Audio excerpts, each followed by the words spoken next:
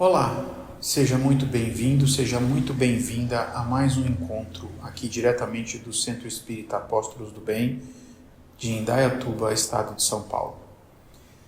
Para que a gente possa iniciar as nossas reflexões de hoje, eu vou pedir a todos que fechem seus olhos, elevem seu pensamento até Deus, nosso Pai, e que nós possamos agradecer por tudo que somos, tudo que temos, pelas grandes oportunidades que recebemos. Agradecer pela infinita misericórdia do Pai, que sempre nos dá uma nova oportunidade para que possamos aprender, entender e melhorar as nossas posturas diante de todos os nossos irmãos e principalmente diante da justiça divina, que é perfeita.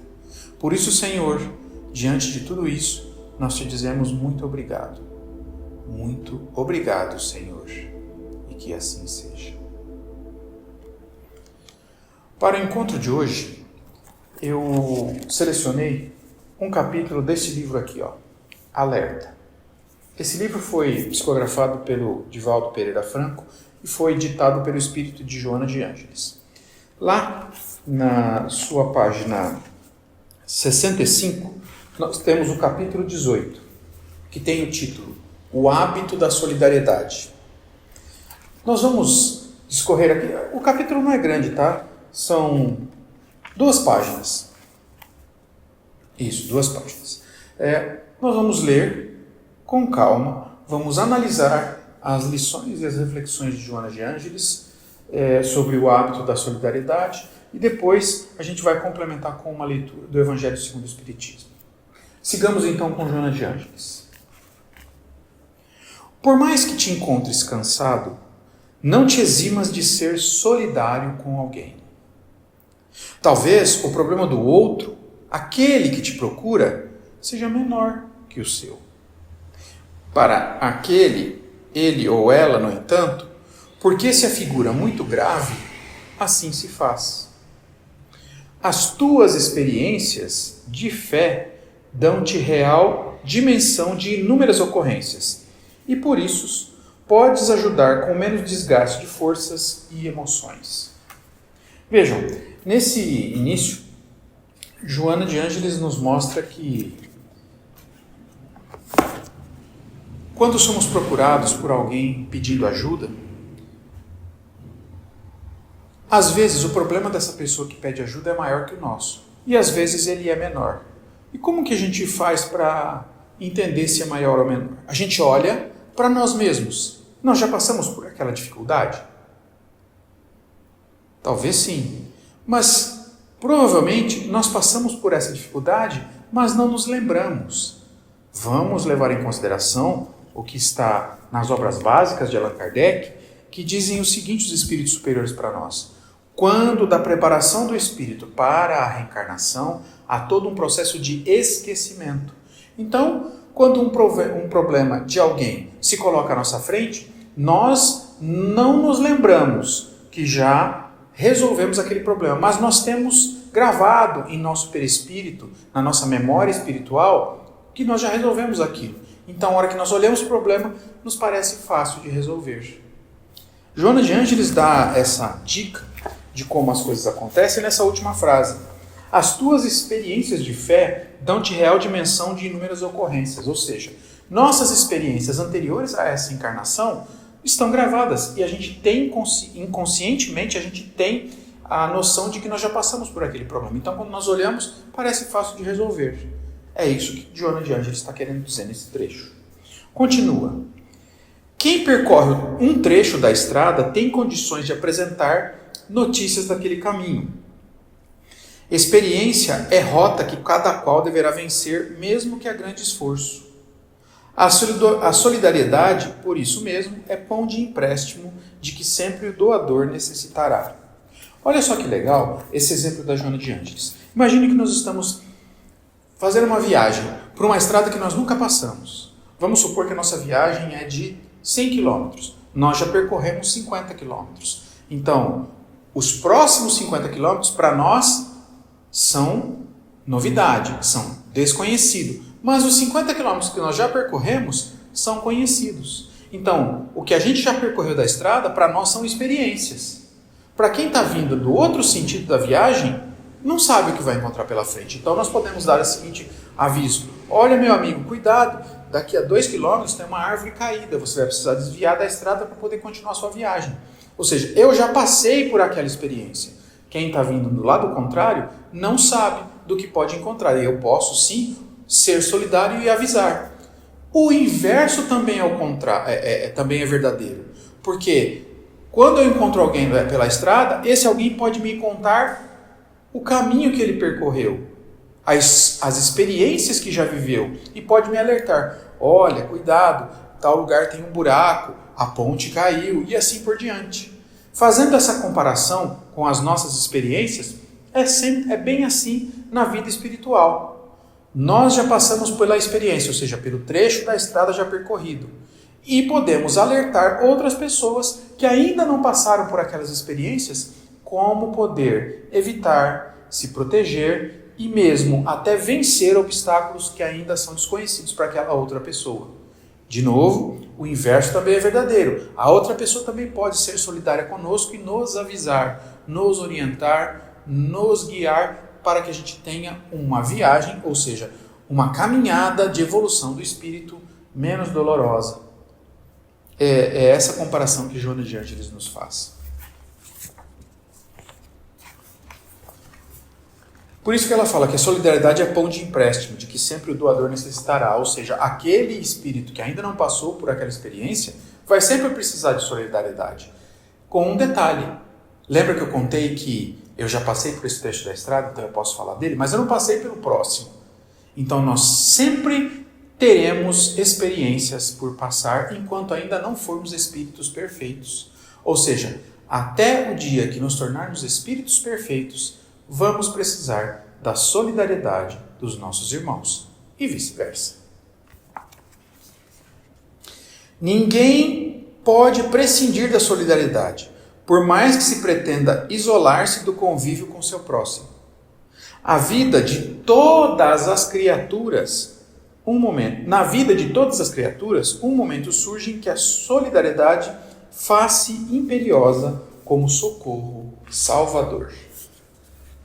Fazer ou deixar de fazer o bem é efeito natural da fé que se mantém, definindo-lhe a qualidade, cuja ação transforma-se em hábito, que se incorpora à natureza, à personalidade de cada um.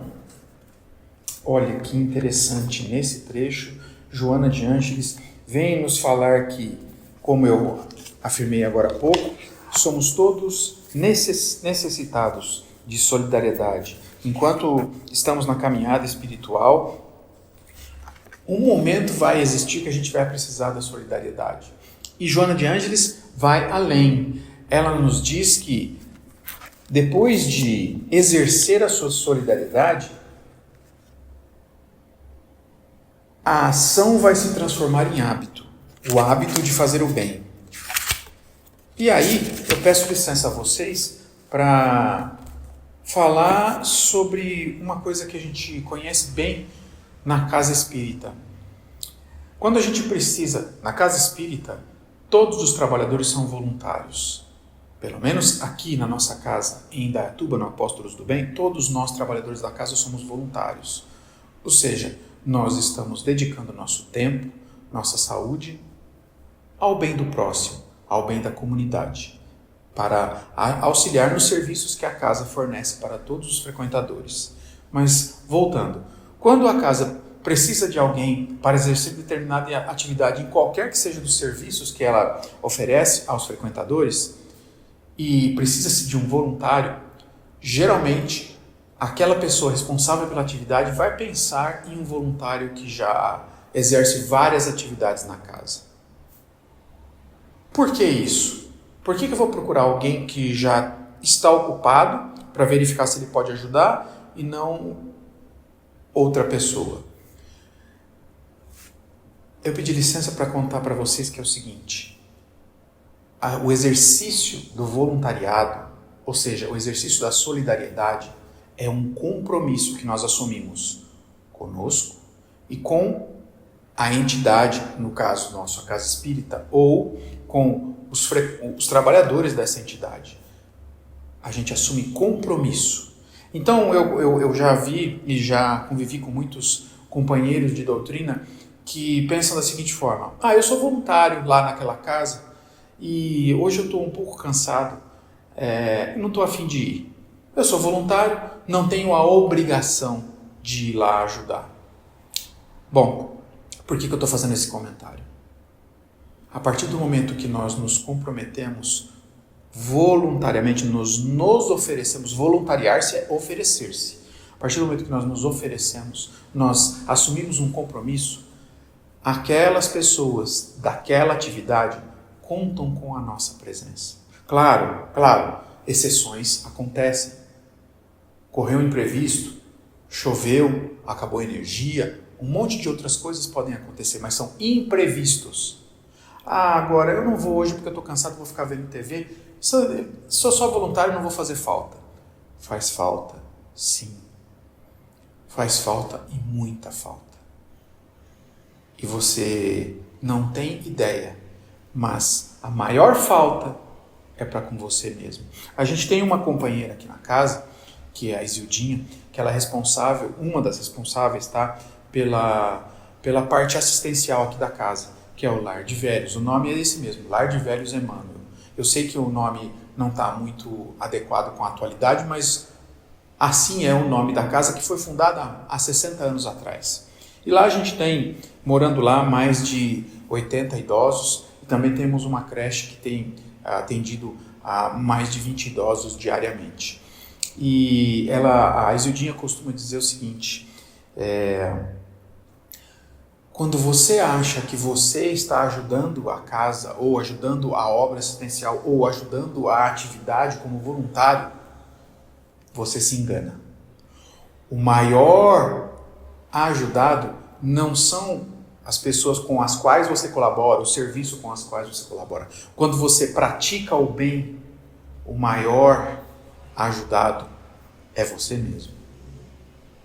E mais além, se a gente tiver alguma atitude ou prática de alguma ação, já pensando nas recompensas espirituais, também está aqui, nas obras básicas. Quando a gente faz o bem já pensando na recompensa, aqui terrestre, nós já recebemos essa recompensa.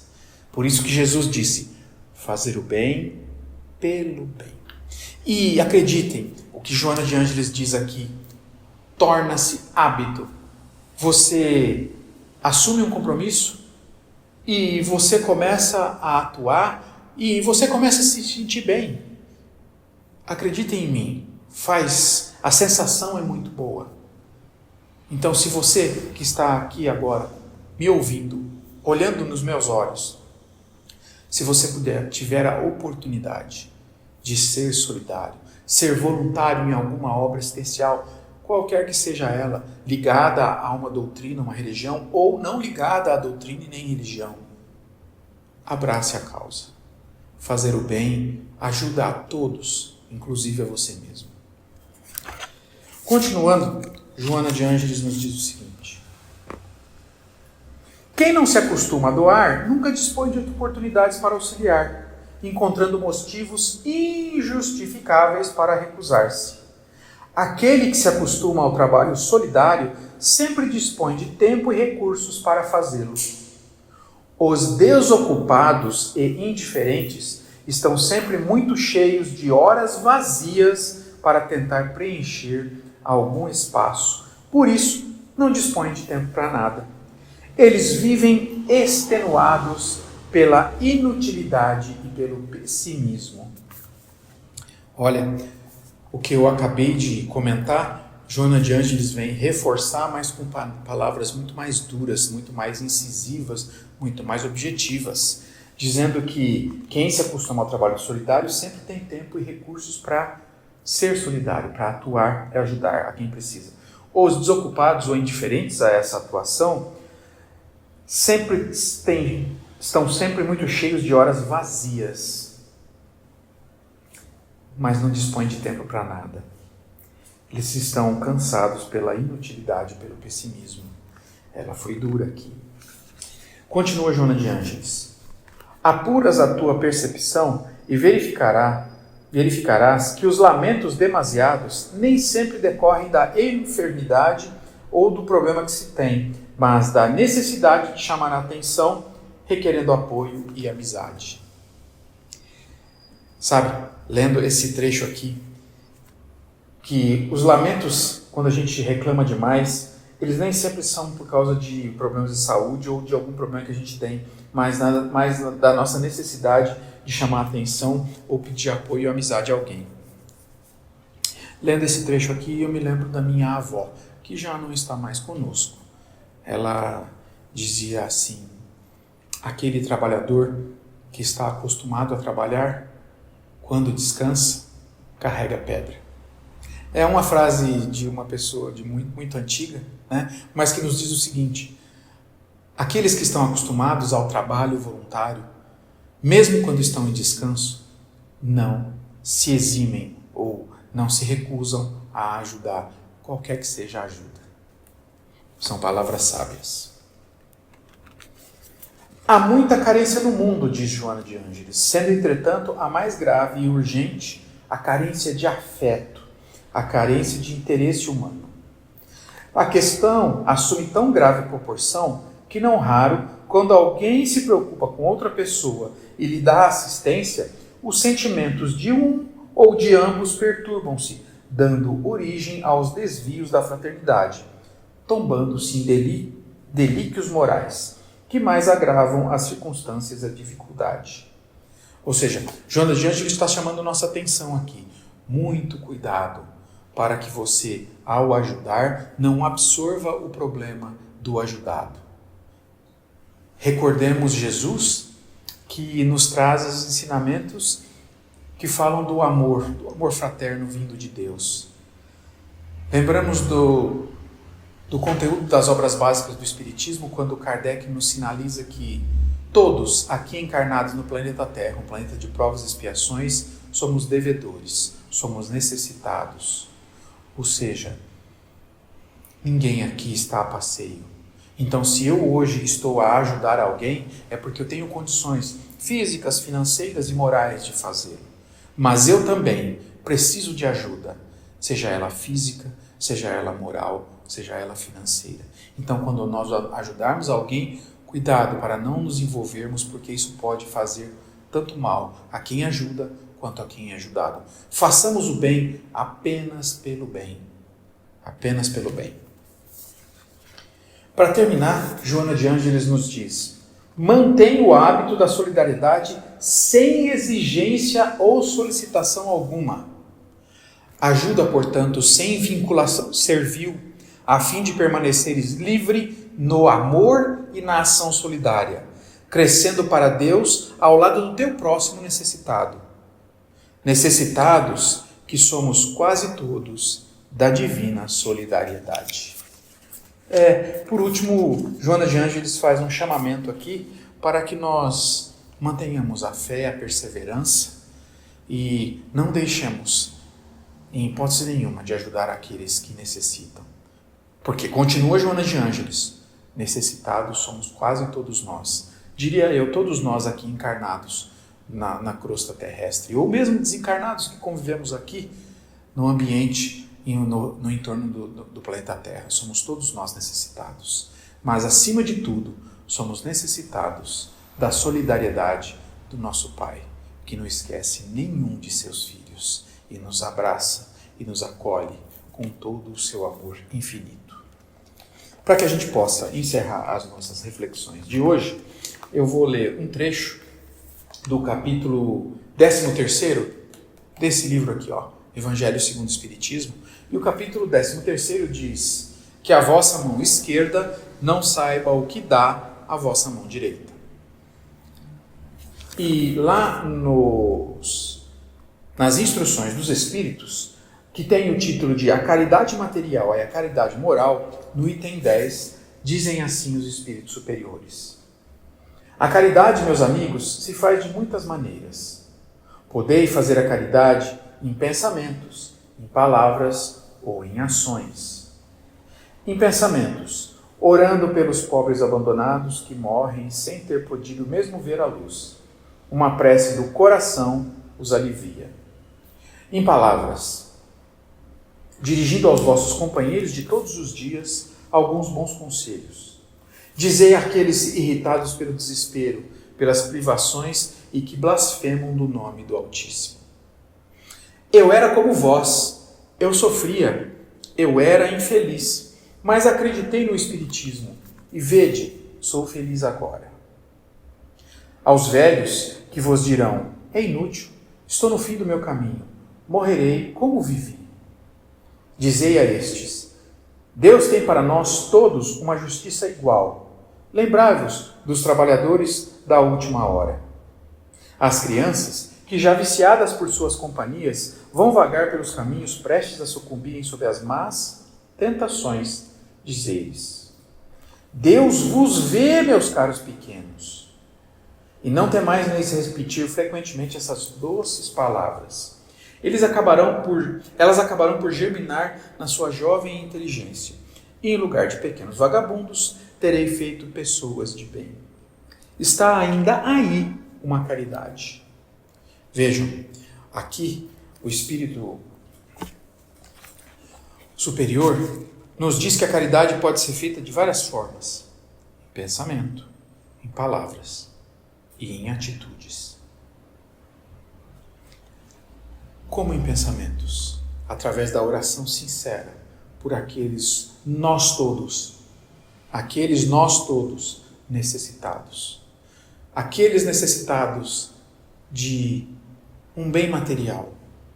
Aqueles que estão privados de uma proteção contra o frio, contra o vento, contra as chuvas.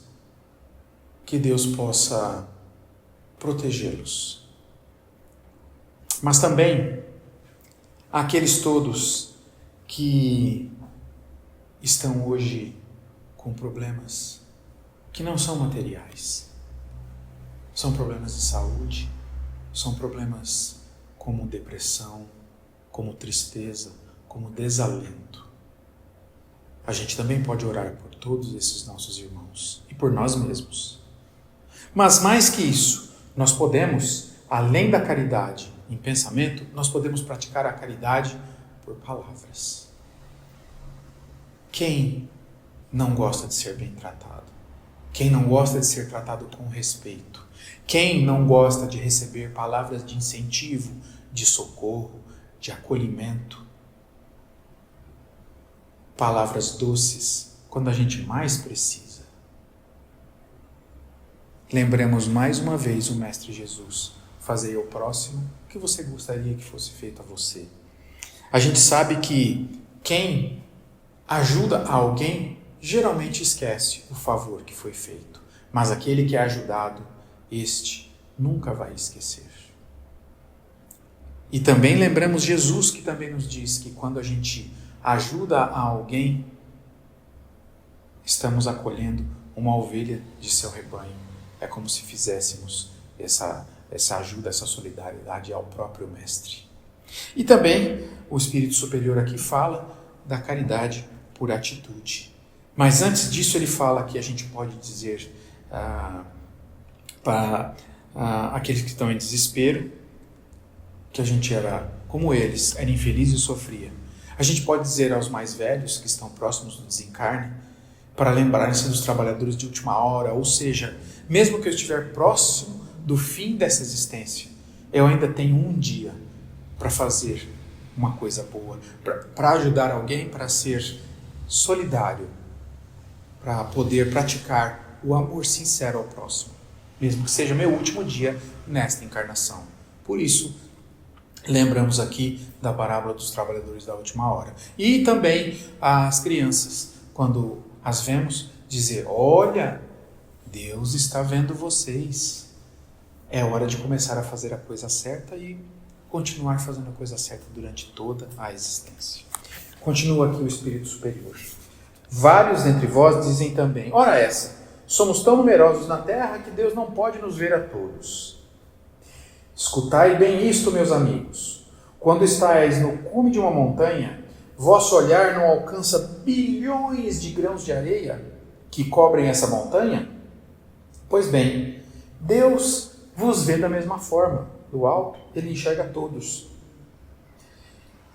Ele vos deixa o livre-arbítrio, como deixais esses grãos de areia irem ao capricho do vento que os dispersa. Mas, somente que Deus, em sua infinita misericórdia, colocou no fundo do vosso coração uma sentinela vigilante. Essa sentinela chama-se consciência. Escutai a consciência. Ela não vos dará senão bons conselhos. Às vezes, vós entorpeceis a consciência, opondo-lhe o espírito do mal. A consciência, então, se cala. Mas estejais seguros de que a pobre, abandonada consciência se fará ouvir logo que vós tiverdes deixado perceber a sombra do remorso. Escutai-a, interrogai-a e, frequentemente, consolar-vos-eis com o conselho que dela tiverdes recebido. Meus amigos, a cada regimento novo o general fornece uma bandeira. Eu vos dou essa máxima do Cristo. Amai-vos uns aos outros. Praticai esta máxima. Reuni-vos todos ao redor desse estandarte e dele recebereis a felicidade e a consolação. Um espírito protetor, Leão, 1860.